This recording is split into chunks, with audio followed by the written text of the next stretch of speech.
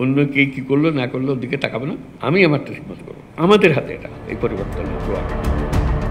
অন্তর্বর্তী সরকারের প্রধান উপদেষ্টা অধ্যাপক ডক্টর মোহাম্মদ ইউনূস পদত্যাগ করবেন না। তার ক্ষমতার প্রয়োজন নেই, কিন্তু বাংলাদেশের জন্য ডক্টর মোহাম্মদ ইউনূসের প্রয়োজন আছে। শুক্রবার নিজের ভেরিফাইড ফেসবুক পেজে প্রধান উপদেষ্টার আইসিটি বিষয়ক বিশেষ সহকারী ফয়েজ আহমেদ তৈয়ব এসব কথা বলেন।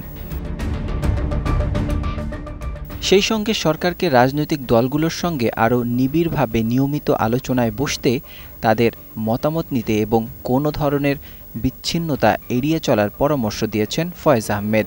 তাতে শুধু মন ঠিক করা যে আমি করব, অন্য কে কি করলো না করলো ওর দিকে তাকাবে না, আমি আমারটা ঠিকমতো করবো। ওই ফেসবুক পোস্টে ফয়েজ আহমেদ লিখেন, অধ্যাপক ডক্টর মোহাম্মদ ইউনূসের ক্ষমতার প্রয়োজন নেই, কিন্তু বাংলাদেশের জন্য, বাংলাদেশের শান্তিপূর্ণ ডেমোক্রেটিক ট্রানজিশনের জন্য ডক্টর ইউনূস স্যারের দরকার আছে।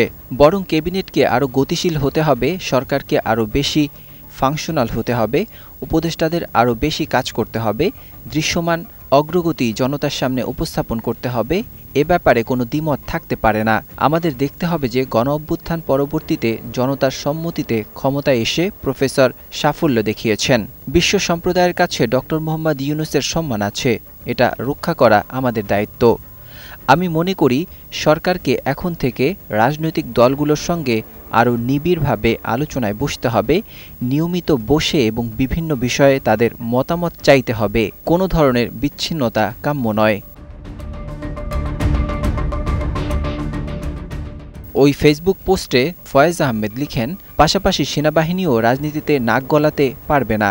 আজকের দুনিয়ায় কোনো সভ্য দেশের সেনাবাহিনী রাজনীতি করে না। তাই ডিসেম্বরের মধ্যে নির্বাচনের বক্তব্যে সেনা প্রধানের জুডিশিয়াল কারেক্টনেস রক্ষা করতে পারেননি। তবে সেনাবাহিনীকে প্রাপ্য সম্মান দেখাতে হবে, আস্থার জায়গায় রাখতে হবে।